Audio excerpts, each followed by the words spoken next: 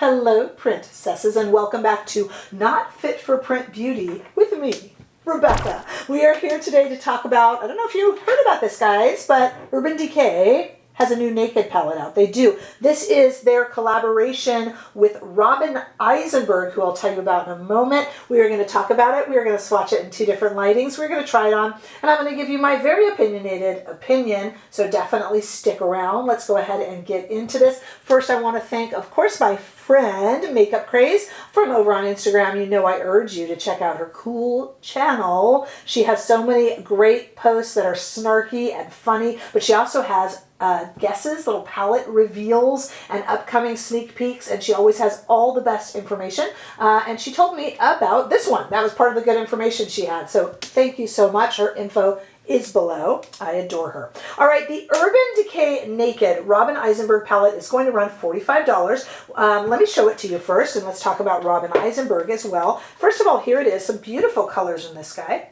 Let me try to get it out of the light. We'll look at it swatched as well. Really a lovely color palette that matches, really kind of goes with the work of Robin Eisenberg. She is a Los Angeles, that's my city, a Los Angeles artist and animator who does a lot of kind of outer space scenes, kind of cool outer space scenes, and aliens and things like that.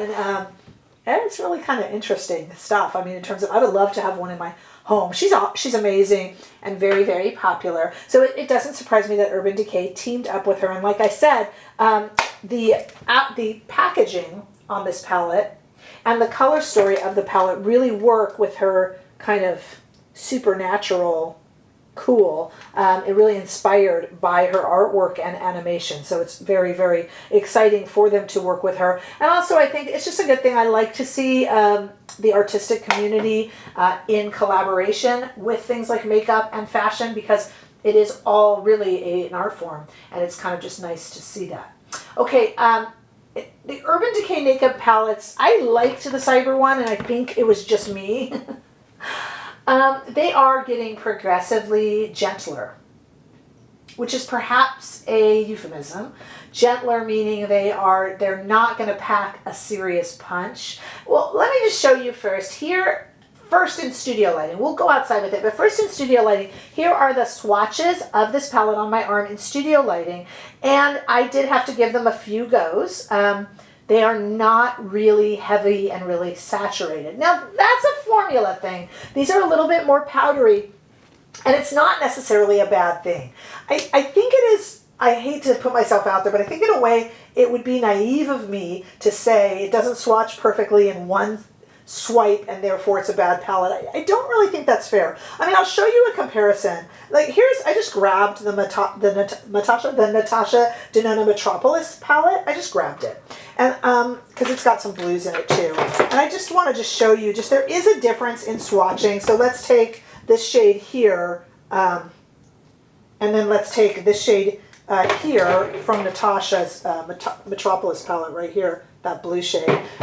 Here is Urban Decay, here is Natasha Denona. And just to show you, this one is just more powerful. That one wasn't bad, but it kind of ran out, as you see by the end there. And the Natasha Denona palette is they're not the same shade, but you know what I'm saying. It's just a little bit deeper. But there's no doubt that all of the craze that came in makeup within the last 15 years has emphasized swatches. And to me, we don't wear makeup on our arm like that. Some of us do when I go out with my swatches left on my arm. I suppose I do. But really, we wear them on our eyes. And to me, that's how it performs. It will tell us a little more. But I just want you to know that on swatching, I did do these swatches about 3 times. Usually it's just one swipe, but they're done about 3 times on my arm, just so you know. So let's take it outside into the warm California sunshine and take a look at these on my arm outside. Let you see the duochromes. There's a few of those, and all the prettiness going on. You can't complain about the color story on this. It's quite pretty and quite doable.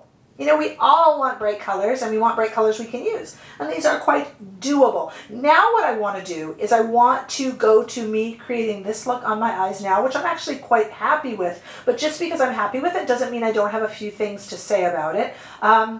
I have done this for so long in print. I don't attack. Something has to be really bad for me to attack in. This is not that. Okay, it's not. But I do have some thoughts. some positives, some negatives, and I think a very balanced thinking on this. So we're going to go now to me trying this on, and then we can talk about this very seriously and see if it's something that you need to spend your $45 on. So stay right there. So I will admit that I wasn't thrilled with how these swatched. Felt a little bit patchy. Some of the shades felt a little bit weak, but I have always been one to say that you can't just rely on swatches. And things are made to swatch darkly. Because so many of us swatch, it's become kind of a culture of the makeup community. So let's see how it goes on the eyes, and that, since we don't wear it in stripes on our arm and we wear it on our eyes, let's let that be the defining factor. But I will admit that I have brought out some really good natural hair brushes from Sonia G because I felt we might just need them. So I'm going to start here. This might be a bit light, but I'm okay with that. Let's see if these are powdery. So far, so good. Already, I will tell you, this is not a Viseart or Natasha Denona situation with a matte shade, but it seemed to go on fine. Okay. All right, let's just get a bit darker here. And these shades do have names, which I will put onto the screen. If you didn't notice that already. Okay, very pretty. Very pretty, very satisfactory. Taking a little pencil brush from Sonia G and going in with that same shade underneath. All right, let's try to use some of these more, for lack of a better word, complicated shades, deep shades, and see what we get. We have a few to choose from here, but I'm going to actually just start with this shade right here because it's a duochrome, and I want to see how it goes onto the eye. Very nicely. It is not highly pigmented, but that's okay too. That's okay too.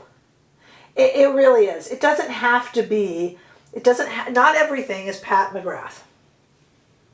And I mean that in the best possible way. But I am having to go over it and go over it. What I'm finding, how do I say this the right way? For a writer, I'm at a loss for words. I'm finding that when I have it on my finger, when I have it on the brush, rather than covering the whole eyelid, and it's not like I have big eyelids, or any of us have big eyelids, it's kind of covering half, and I have to go back in to finish. And that's not it's not a bad thing, but it's a thing, okay? You know what I'm saying? All right, I don't really think I would generally add blue, but for this video, I'm going to add one because I just need to work with it. So I'm actually going to go into this purple right here with a Sonia G brush and just kind of tap it off just a little bit. Okay, let's not tap it off just a little bit. Let's go in harder and not tap it off. All right, there it is. That took a little bit there. Okay, and just moving it around a little bit, and it's separating a little bit. So that's not a great shade. It's not a bad shade. Oh, that's performing a little better on this side. Could you use something like the Pat McGrath little stick that holds the shadow on better? Certainly, but I wouldn't think I would need to do that. This isn't really a glitter shade. It's simply a shimmer shade. So, yeah, I mean, yeah, sure you could. Sure you could. Why? Why do I have to? All right, little bit of fallout right here. Oops. So I would do my makeup after. Look, this is, let me take this here and let's go in to the inner corner with gold. I'm not sure I would normally do that. I'm just trying to kind of test these out. That's very nice. Look, there is nothing wrong with this look. It's actually quite pretty. It's quite ethereal. It's quite nice. Hey, I liked their Cyber palette. I actually gave it a good review. But the haters for the Cyber palette are coming for this too because it is, you heard. Look, it's a pretty palette. I would use this. It's a good way to get those kind of duochrome. It's a fun little palette. And that's what I'm going to say. It's a fun palette. Do not expect super pigmented, super rich shades. Do not expect to go in with a finger swiping, or whoop, you know, like we see Pat McGrath, Natasha Denona. We're not talking that kind of quality. So therefore I'm saying it's horrible quality. I am not. I'm saying it's different. It's going to be a little bit lighter. I didn't find it patchy as such. I found that it kind of ran out, but what it put on, it's not patchy, and it looked like I had to work with that purple and blue shades, you know, a little bit more. But I got them to work, and it wasn't like that aggravating. If your heart is set on this color story, I think you will be perfectly happy with it. If you are a completionist and you own all the Naked palettes, I think you will be perfectly happy with it. If you're thinking, gosh, do I need to add this to my collection? Would I like it? I'm trying to decide between this and another, then you can go ahead and give it a pass. I'm just being honest. I'm not here to attack it. I think the eye look I got is actually quite pretty. Okay? I'm just here to tell you the truth, the good and the bad. That's all I'm here to do. Dragging a brand through the mud is not my style. And I actually will use this palette, and I think it's quite pretty. And the Robin Eisenberg art is lovely. So for me as a completionist, I'm not sorry I have this, and I think the shades are very pretty. I just want you to know what you're getting with the shades, and that's not bad quality, it's just different. And I hope I'm making myself understood. But definitely ask any questions below. It's what I'm here for, and I'm happy to answer it. And anything that you guys have or want to know about this palette. So just let me know down below. And if you need any comparisons, you know, to something, I'm happy to do that too. Over on Instagram, just let me know your handle, your Instagram screen name, you know, below, or hit me up over on Instagram. Either one works. I would love to see you guys over on Instagram and TikTok too. Definitely hit that join button or find that link below to become a member for behind the scenes videos and lives. I'm hoping to go to the makeup show this coming weekend and to take the members of the channel with me, actually. So we would love to see you over there. Definitely join for that. And let me know any other questions that you guys have, and I hope to see you all in the next video. Bye-bye.